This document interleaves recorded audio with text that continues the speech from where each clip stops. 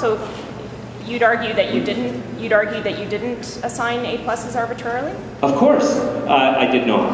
There was nothing arbitrary about it. It is in the context of a pedagogical method. And I explained it very clearly to students how it worked and what it was about. There's nothing arbitrary about it. It's based on accepted research pedagogical method. I mean, all the education experts are unanimous in stating that grades are counterproductive, that we don't learn through the traditional methods, that we don't take in the concepts that way, that it's all about obedience, and that's what it's about. So there's no controversy when you talk to the experts on this question of pedagogy. No, but if a student didn't show up over the course of the semester, would they still have an A+? It didn't happen, and it couldn't easily happen because I was in direct communication and with the students all the time. So the approach that I use is very interactive and very, one might say, in your face.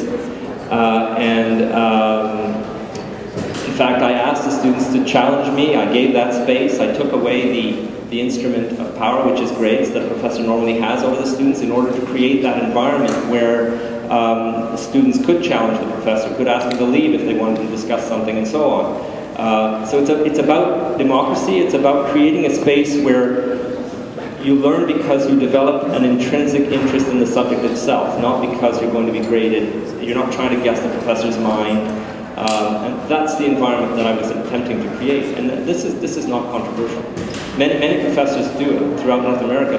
There's an entire college in the United States that does not grade and hasn't graded since 1973, etc. So it's not a controversial technique. So there's nothing arbitrary about it. It was very intended. It was planned. It was me following my professional responsibilities to create that environment in the classroom. Oui.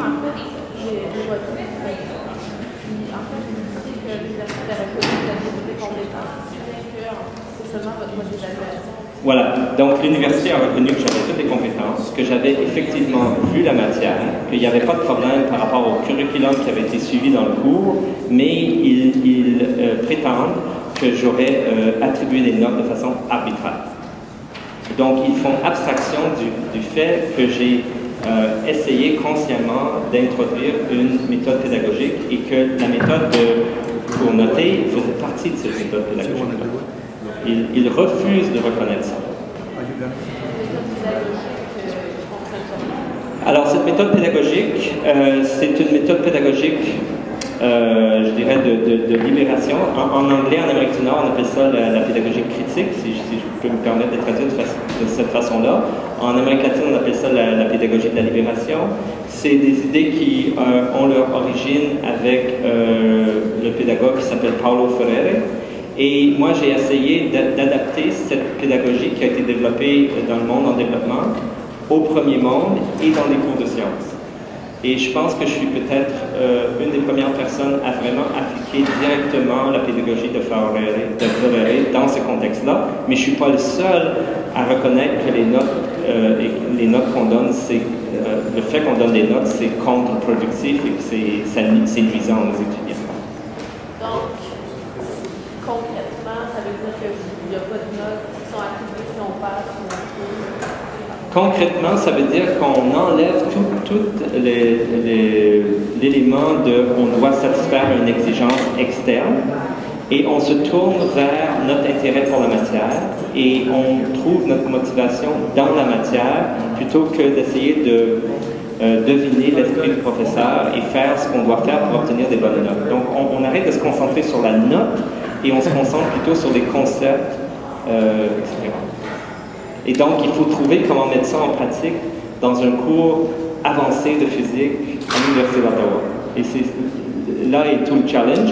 Et l'élaboration de ces détails-là, on le fait aussi en classe avec les étudiants. Je veux dire, moi, j'amène mes idées, j'amène mon expérience, mais on l'adapte à mesure et on l'adapte aux différents étudiants aussi. Donc, par exemple, il y a certains étudiants, le premier jour, qui ont réagi très fortement, qui ont dit « mais je ne pourrai pas travailler si vous ne m'obligez pas à le faire. Je ne pourrai pas être motivé si vous ne m'obligez pas à le faire. » Et ces mêmes étudiants-là à travers le semestre, ont découvert un intérêt intrinsèque pour la matière et ont vu qu'ils pouvaient très bien aller chercher des choses et trouver comment trouver, sans que j'essaie de les obliger à le faire.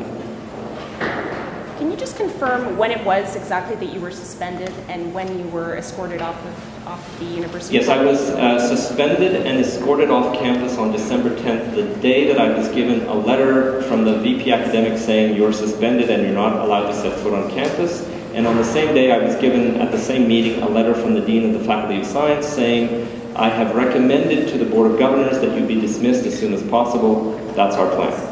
And then you attempted to return to campus when? And then I returned to campus, some weeks later to attend and host the Ottawa Cinema Academica documentary film and discussion series that I created and that I've been running for many years. And at that event, I was arrested and taken away in handcuffs and brought to the police station under the charge of trespass. And what's happened with those charges? I have a court date is being determined now. I will be my own counsel, and I will fight those charges. Well, I guess I don't want to say what my legal defense is, but it's fair to say that I have a very strong position. I can't imagine losing that case. Professeur Rancourt, donc si vous avez été arrêté et exclu du campus depuis le 10 décembre, ça veut dire que l'automne dernier jusqu'au 10 décembre, vous avez donné des cours? Non, à partir de l'hiver 2008, le cours en question, là, pour janvier, à partir de ce moment-là, je n'ai plus jamais enseigné. On m'a enlevé, Oui, bien sûr. Enseigner dans le sens formel, un cours qu'on m'assigne, etc. Merci Marie. Donc, on m'a pas assigné de cours à partir de ce moment-là, mais on m'a permis de continuer à superviser mes étudiants gradués, faire ma série de discussions, cinéma, etc. Toutes les choses que je faisais normalement.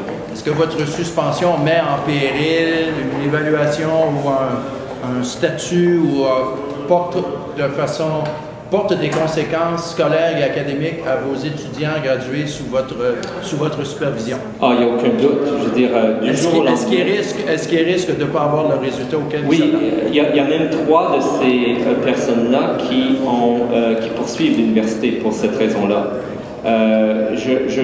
C'est mon opinion personnelle que presque tout, j'avais 6 employés étudiants gradués, chercheurs seniors, disons, dans mon groupe, et tous ont subi des conséquences assez significatives, sauf un qui avait un co-superviseur qui a pu s'arranger de cette façon-là, un autre qui venait de soumettre sa thèse, donc il va s'en sortir assez facilement, etc.